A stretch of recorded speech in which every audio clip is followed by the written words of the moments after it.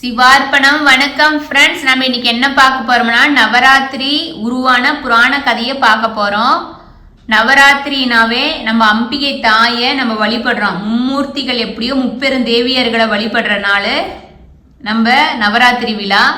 அந்த நவராத்திரி விழால 9 நாள்ல ஃபர்ஸ்ட் 3 நாள் மகேஸ்வரி, கௌமாரி, வராகி அப்படிங்கிற 3 பேர்ல நம்ம துர்காதேவி தாயை வழிபடுறோம்.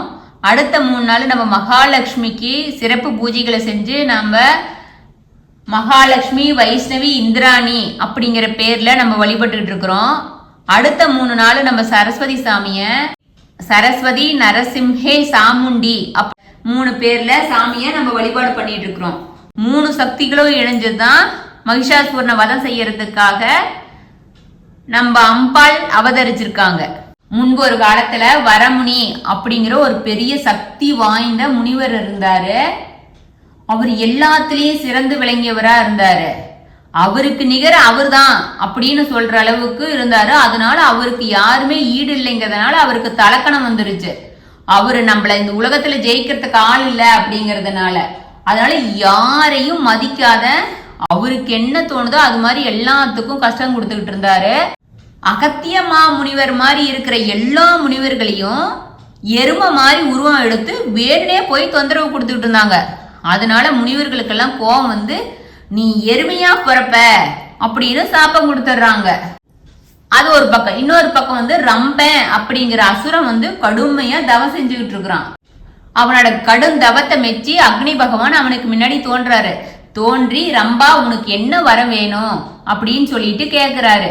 அதுக்கு ரம்பன் சொல்றான், உலகத்துல சர்வ வல்லமை படைச்ச எனக்கு எல்லா வகையிலும் சிறந்த ஒரு மகன் வேணும் அப்படின்னு சொல்லி கேக்குறாப்ல. அதுக்கு அக்னி பகவான் சொல்றாருன்னா, வரம் கொடுக்கும்போது நீ யார பார்த்து எந்த பொண்ணை பார்த்தாலும் சரி, நீ யார பார்த்து ஆசைப்படுறியோ அவங்க மூலமா உனக்கு ஒரு மகன் பிறப்பான் அப்படின்னு சொல்லிட்டு மறைஞ்சிடுறாரு. ரம்ப என்ன பண்றான், ரொம்ப ஹாப்பியாகி போயிடறான். அப்படியே மனசு சந்தோஷமா அப்படியே உற்சாகமா சுத்திக்கிட்டு இருக்கிறான். அவன் ஃபர்ஸ்ட் பார்த்தது காட்டெருமையை தான் பாக்குறான். அவனுக்கு அசுர புத்தி. அவன் புத்தி எங்க போகும், ஒரு காட்டெருமையா மாறி அந்த காட்டெருமை கூட வாழ ஆரம்பிக்கிறான். வரமுனைக்கு சாப்ப விட்டுருந்தாங்க இல்லையா, நீ எருமையா பிறப்ப அப்படின்னு சொல்லிட்டு அந்த காட்டெருமைக்கும் ரம்பனுக்கும் எருமையா பிறக்கிறான். அவன் தான் மகிஷாசூரனா பிறக்கிறான். அதே போல மகிஷாசூரன் 10,000 ஆண்டுகள் பிரம்மதேவனை நோக்கி தவம் இருக்கிறான். தவம் இருந்து அவன் கேட்கிறான், தேவர்களாலும் அசுரர்களாலும் மானிடர்களாலும் யாருனாலையும் என்னை வந்து கொல்ல முடியாது, எனக்கு மரணம் ஏற்படக்கூடாது அப்படின்னு சொல்லி கேட்கிறான். எனக்கு ஒரு கன்னி பெண்ணால மட்டும்தான் எனக்கு மரணம் ஏற்படணும் அப்படின்னு மகிஷாசூரன் கேட்கும் போது அவன் கேட்கிற வரத்தை நம்ம பிரம்மதேவன் கொடுத்துடுறாரு. மகிஷாசூரன் ரொம்ப அராஜகமா அதி போயிருது. மகிஷாசூரன் ரொம்ப அராஜகமா எல்லாத்தையும் கொடுமைப்படுத்துறான். முனிவர்கள், தேவர்கள் எல்லாத்தையும் கொடுமைப்படுத்த ஆரம்பிக்கும் போது எல்லா முனிவர்களும் போய் மகாவிஷ்ணு கிட்ட அடைக்கலம் போறாங்க. மகாவிஷ்ணு, சிவபெருமான், பிரம்மதேவர் 3 பேரும் சேர்ந்து ஒரு கன்னி பெண்ணாலதான் அவனுக்கு உயிர் போகணும்னு வரம் வாங்கி இருக்கிறதுனால அவனை சம்ஹாரம் பண்றதுக்கு ஒரே சக்தி பராசக்தி தாயினால மட்டும்தான் முடியும் அப்படின்னு சொல்லிட்டு மகாவிஷ்ணு சொல்றாரு. அதனால மும்மூர்த்திகளும் தேவர்களும் கூட்டு பிரார்த்தனை செய்யறாங்க.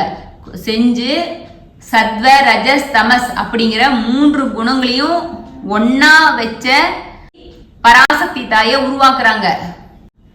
தங்களை காக்க வந்த தேவிக்கு மும்மூர்த்திகளும் அவங்களோட சக்தியெல்லாம் கொடுத்துட்டு அவங்க சிலையா மாறிடுறாங்க. அதே போல தேவர்களும் அவங்கவுங்க கிட்ட இருக்கிற சக்திகளை எல்லாம் கொடுத்துட்றாங்க.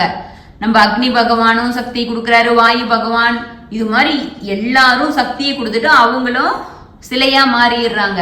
மகிஷாசூரனை சம்ஹாரம் பண்றதுக்கு சர்வலங்கார பூஜிதியாக புறப்படுறாங்க. அம்பாளுடன் மகிஷாசூரன் போர் புரிகிறாப்ல. போர் புரிஞ்சு கடும் போர் நடந்து கடைசியில மகிஷாசூரனை வதம் செஞ்சு தேவர்களை நம்ம அம்பாள் காத்துறாங்க.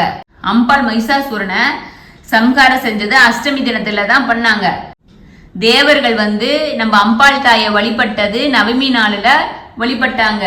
நம்ம தேவி, நம்ம பராசக்தி தாய் மூலஸ்தானம் சென்றது அதுக்கு அடுத்த நாளான தசமியில தான் போய் சேர்ந்தாங்க.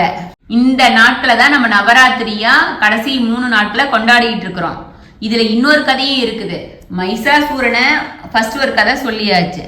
மைசாசூரனை சம்ஹாரம் செய்யறதுக்கு அம்பாள் 9 நாள் கொலுவிருந்து 10வது நாள் மைசாசூரனை சம்ஹாரம் செஞ்சாங்க.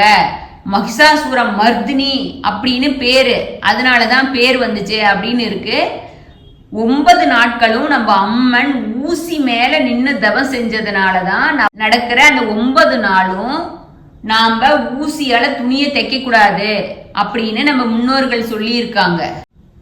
எப்பவுமே நவராத்திரியில இன்னொரு சிறப்பு என்ன அப்படின்னா, காலையில செய்யற பூஜை சிவனுக்கும் மாலையில செய்யற பூஜை அம்மனுக்கும் உரியது. ஆனா மட்டும் காலை செய்யற பூஜையும் நைட்டு செய்யற பூஜையும் ரெண்டுமே அம்மனுக்குரியதா இருக்கு. தேவி மகாத்மியம் அப்படிங்கிற புராணத்துல என்னன்னு சொல்றாங்க அப்படின்னா, 9 நாளும் போரிட்டு பலவிதமான அரக்கர்களை கொண்டு மைசாசூரனையும் வதை செஞ்சு மைசாசூரனியா நம்ம அன்னை வெற்றி வகை சூடுனாங்க, மைசாசூர மர்தினிங்கிற பேர் எடுத்தாங்கன்னு சொல்லிட்டு இருக்கு. அசுரர்கள் எத்தனை பேர் அப்படின்னா, மதுகைடபர், மைசாசூரன், தூம்பிரலோசன், சண்டமுண்டன், சும்ப நிசும்ப, ரத்த பீஜன், இப்படி பல அசுரர்கள் இந்த மூளையில ஆட்டி படைக்கிறாங்க. அந்த அசுரர்களால எப்படியாவது அழிச்சு எங்களை காப்பாற்றணும் அப்படின்னு தேவர்களை போய் மும்மூர்த்தி கிட்ட முறையிடுறாங்க. மும்மூர்த்திகளும் தங்களோட சக்தியை கொண்டு ஒரு புதிய சக்தியை படைக்கிறாங்க. மகேஸ்வரி, கௌமாரி, வராகி, மகாலட்சுமி, வைஷ்ணவி, இந்திராணி, சரஸ்வதி, நரசிம்ஹி, சாமுண்டி, இப்படி பலவிதமான ரூபங்களை அன்னை எடுத்து துர்க்கையா அவதாரம் எடுக்கிறாங்க. தேவர்களின் ஒட்டுமொத்த ரூபந்தான் நம்ம துர்கா தேவி அப்படின்னு தேவி மகாத்மியத்துல சொல்லி இருக்கு. நம்ம மும்மூர்த்திகளும் நம்ம மகாசக்தி தேவியான நம்ம பராசக்தி தாய உருவாக்கி அவங்களோட சக்தியெல்லாம் கொடுத்து ஆயுதங்களை கொடுக்குறாங்க. தேவர்களும் அதே போல அவங்களோட சக்திகள் எல்லாம் அவங்களோட ஆயுதங்களை எல்லாம் கொடுக்குறாங்க. நம்ம தேவி அழகிய பெண்ணுருவம் எடுத்து நம்ம பூலோகம் வர்றாங்க. தேவி பூலோகம் வரும்போது அசுரர்களோட வேலையாட்களான சண்டை முண்டை அப்படின்னு 2 அரக்கர்கள் பாக்குறாங்க. இந்த அழகு பெண்ணு யாரு, அவங்கள தங்களோட ராஜாவுக்கு ஏத்தவங்க அப்படின்னு அவங்களுக்கு தோணுது. அவங்க 2 பேரும் போய் அந்த அழகிய பெண்ணுகிட்ட சொல்றாங்க, நீங்க எங்க ராஜாவை கல்யாணம் பண்ணிக்கணும், எங்க ராஜா தான் உங்களுக்கு சிறந்த மணாளனா இருப்பாங்க அப்படின்னு சொல்லி வற்புறுத்துறாங்க. அதுக்கு அண்ணன் என்ன சொல்றாங்க, நான் ஒரு சபதம் எடுத்திருக்கிறேன், என்னை யாரு போர்ல ஜெயிக்கிறாங்களோ நான் அவங்களதான் திருமணம் பண்ணிக்குவேன் அப்படின்னு சொல்லி சொல்றாங்க. அதுக்கு சண்டனும் முண்டனும் என்ன சொல்றாங்க, தேவர்கள் முனிவர்கள் எல்லாருமே எங்க ராஜாவுக்கு அடிமை அப்படின்னு பெண்ணான நீ எம்மாத்திரம், அதனால பேசாம எங்க கூட எங்க ராஜாவை கல்யாணம் பண்ணிக்கோ அப்படின்னு சொல்றாங்க. ஆனா தேவி என்ன சொல்லிடுறாங்க, தெரிஞ்சோ தெரியாமையோ நான் சபதம் எடுத்துட்டேன், நீ போய் உன் ராஜா கிட்ட இப்படி நான் சொன்னேன்னு சொல்லு, அதுக்கப்புறம் என்ன நடக்குதோ நடக்கட்டும் அப்படின்னு சொல்லிட்டு நம்ம துர்காதேவி தாய் சொல்லிடுறாங்க. அத சும்பனும் நிசும்பனும் போய் ராஜா கிட்ட சொல்றாங்க. ஒவ்வொருத்தரையா மைசாசூரன் என்ன பண்றான், ஒவ்வொருத்தரையா அனுப்புறான். தேவி ஒவ்வொருத்தரையா கொண்டுகிட்டே இருக்கிறாங்க. அதுல ரத்த பீஜன் அப்படிங்கிற ஒரு அரக்கன் இருக்கிறான். அவனுக்கு ஒரு சக்தி என்னன்னா, கடுந்தவம் செஞ்சு ஒரு வரம் பெற்றிருந்தான் தேவர்கிட்ட. அவன் உடம்புல இருந்து உழுவும் ஒவ்வொரு சொட்டு ரத்தத்துல இருந்தும் மீண்டும் அதே போல அவமாரியே அத்தனை சக்தியோட ரத்த பீஜம் உருவாகுவான் அப்படின்னு சொல்லிட்டு அவன் ஒரு வரம் வாங்கி இருந்தான். அதனால தேவி தாய் அவன் கூட போரிடும் போது ஒவ்வொரு சொட்டு ரத்தத்துக்கும் அவன மாதிரியே அவ்வளோ ரத்த பீஜம் தோண்டிடுறான். இந்த உலகமே ரத்த பீஜனால நிரம்பி வழியுது. அப்புறம் தேவி தாய் ஐடியா பண்றாங்க, எப்படி இந்த ரத்தம் கீழே உழுவாத நம்ம பண்ணணும் அப்படிங்கிறதுக்காக தங்கிட்ட உள்ள சாமுண்டிங்கிற சக்தியிலிருந்து காளிய உருவாக்குறாங்க. காளிய வாய நல்லா அகலமா திறந்துக்க சொல்லியிருக்காங்க. ரத்த பீஜன் உடம்புல இருந்து ஒரு சொட்டு ரத்தமும் கீழே உழாத குடிச்சிடணும் அப்படின்னு தேவி ஆணையிட்டுறாங்க. சாமுண்டியிலிருந்து வெளிவந்த காளிகாம்பாள் தாயும் தேவி கட்டளைய நிறைவேற்றுறாங்க.